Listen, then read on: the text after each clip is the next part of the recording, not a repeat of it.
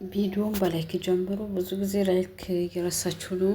ላይክ፣ ሼር፣ ሰብስክራይብ አድርጉ። ወደ ቪዲዮ እንሄዳለን ኢንሻአላህ። አሰላሙ አለይኩም ወራህመቱላሂ ወበረካቱሁ። ውድና የተከበራችሁ የዜና ቤተሰቦች እንደምናችሁ ሰላም ናችሁ? አልሐምዱሊላህ ከኔ ሁሉ ሰላም፣ እንዲሁም ክርስቲያን ወገኖች ሰላም ብያለሁ። ዛሬ እስቲ አንድ አሳዛኝ ቪዲዮ ይዤላችሁ መጥቻለሁ። እስቲ ሁላችሁም ስለ ጤናችሁ አልሐምዱሊላህ በሉ።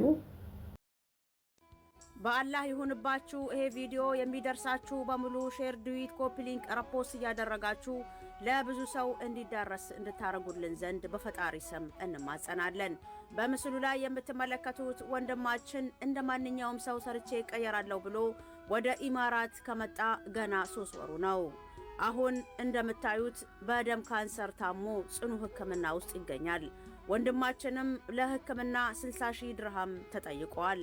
ይህን 60 ሺህ ድርሃም ለወገን ደራሽ ወገን ነውና ሁላችንም የምንችለውን ነገር በመስጠት በማድረግ ወንድማችንን ህይወት እንታደግ። ለሱም የገቢ ማሰባሰቢያ ለማድረግ የፊታችንን ሰኞ በኢትዮጵያ አቆጣጠር ከምሽቱ 2 ሰዓት ላይ በኢማራት አቆጣጠር ከምሽቱ 9 ሰዓት ላይም ቀነ ቀጠሮ ይዘናል። ሁላችሁም እንድትገኙ በፈጣሪ ስም እንማጸናለን። አካውንቱን የምትፈልጉ ኮመንት ሴክሽን ላይ እናስቀምጣለን። እናመሰግናለን። እንግዲህ ያያችሁትን መስል ነበረ።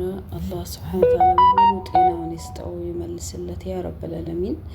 60 ሺህ ድርሃም እንግዲህ በጣም ከፍተኛ ብር ነው። እንግዲህ አላህ ይርዳ። ያው ደጋግ ኢትዮጵያውያን አሉ፣ አለል ኸይሮችም ይኖራሉ። አላህ ይርዘቅክ፣ አፍያክን ይስጥክ። ወጣት ነው፣ ብዙ ነገር መስራት የሚችል ነው። ሰው ይለወጣለሁ ይሰራለሁ ብሎ የሰው ሀገር ሲሄድ እንደዚህ አይነት ከባድ የሚባል በሽታ ለዛውም የደም ካንሰር ቀድር አላሁ ማሻአላ። አልሐምዱሊላህ ረብል ዓለሚን ሙሉ ጤና ስለሰጣችሁና በስነ ስርዓት ሰርታችሁ በትንሽም ደሞዝ ቢሆን በጤናችሁ ሰርታችሁ የምታገኙ ከሆነ አልሐምዱሊላህ በሉ። ወላሂ ይሄም አለው የባሰው አለና ሀገርህን አትልቀቅላለ። ሀገሬ ሰው እንግዲህ ሱብሃንአላህ በጣም ያሳዝናል ማለት ነው። ይኸው ኢማራት ከመጣ ዱባይ ከመጣ 3 ወሩ ነው። አስብ እንግዲህ እንኳን በ3 ወር ስራም ትክክለኛ ስራ እንኳን መቀጠር አትችሉም። ገና ብዙ ቻሌንጅ አለው። የሰው ሀገር ስትሄዱ ሰው ብድግ ብሎ ይመስላችኋል። በተለይ አሁን ሀታ ሴቶቹም በተለይ ደግሞ የወንዶቹ ቢሳል ከሴቶቹ ማለት ነው። ሴቶች ያው የሰው ቤትም ገብተው ቶሎ ስራ የማግኘት እድል አለ። የምትንከራተቱም አላችሁ በጣም እኔ ላኢላሀ ኢለላህ። በተለይ ዱባይ በጣም ብዙ እንግልት ነው ያለው፣ ብዙ እንግልት ማለት ነው። እና በተለይ በእኛ በራሳችን ደላሎች የሚደርሰው ግፍ በጣም ከባድ ነው። እና ያንን ሁሉ አልፋ አንድ ሴት ልጅ የሰው ቤትም ተቀጣ ትሰራለች። ግን ወንዶች ይመጣሉ፣ ደላሎች ያታልላቸዋል ምናምን። ውጭ እንኳን የሚጣሉ ልጆች በጣም ብዙ ናቸው። መጥተው እንኳን ገጠር ቦታ ሄደው ስራ ለመስራት እንኳን ማይችሉበት ሁኔታ ውስጥ ይገባሉ ማለት ነው። በአንዳንድ አታላይ ደላሉት መጥተው ማለት ነው። እና በ3 ወር ምንም ነገር እንኳን ስራ መስራት አይቻልም። አይደለም በሽታ ተጠግቷችሁ አስቡ እንግዲህ። አላህ ሙሉ አፍያውን ይስጠው። እስቲ ዱአ አድርጉለት። ዛሬ ነው እንግዲህ ቀጠሮ። እስቲ እንደዚህ አይነት ሰዎችን ብንረዳ።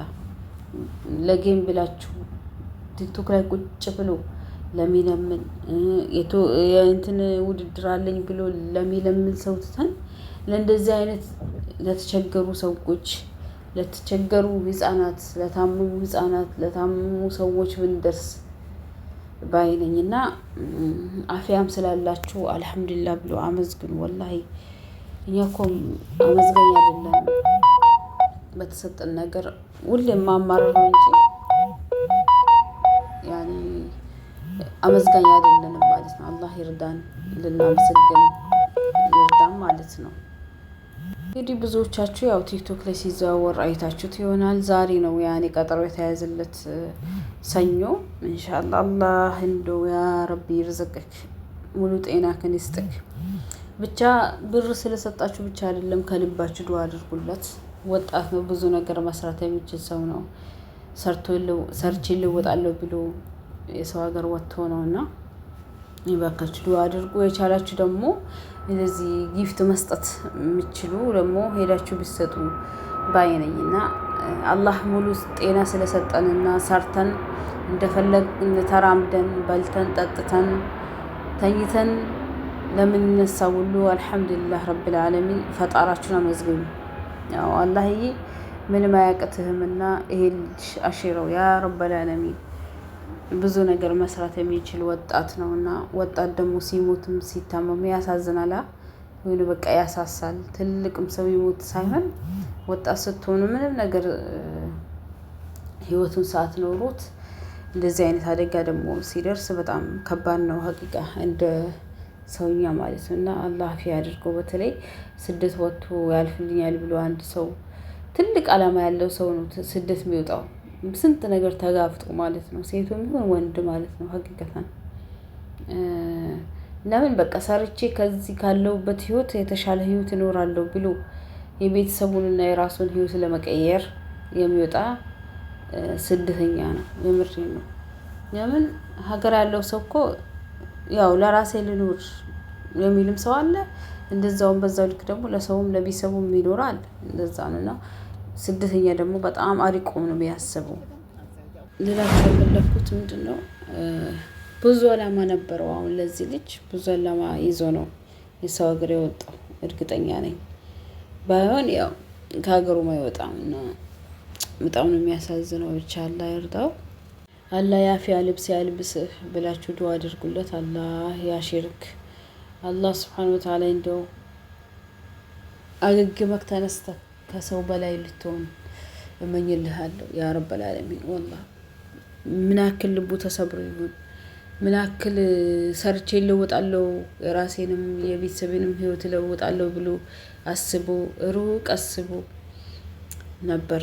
ምን ያክል ልቡ ተሰብሮ ይሆን እንኳን ሊሰራ በበሽታ ተይዞ። እኛ ጤነኛ ስንሆን ምንም አናውቅም።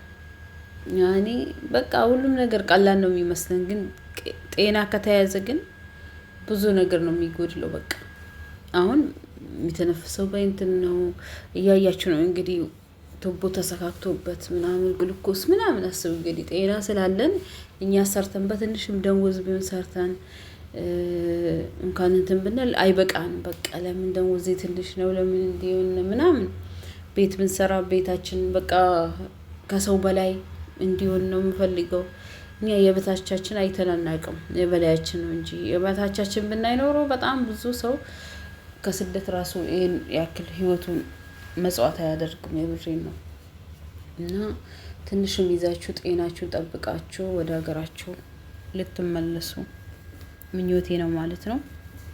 እና ጤነኛ ሆኖ መስራትና በሽታ ይዞ መስራት በጣም ከባድ ነው።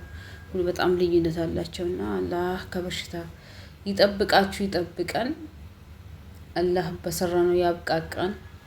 ያው እቺ ዱንያ መቼም ሞልታ አታውቅም፣ መቼም ማለት ነው 9 ነው የምትለው መቼም። እና ለዱንያ ሁብ ዱንያ ካለብን በጣም እኔ እንጃ ከሰው ሀገር አንላቀቅም። ይቅርብን እህቶቼ ወንድሞቼ። ወላሂ በጤናን ይዞ መግባት ራሱ በጣም ትልቅ ሀብት ነው።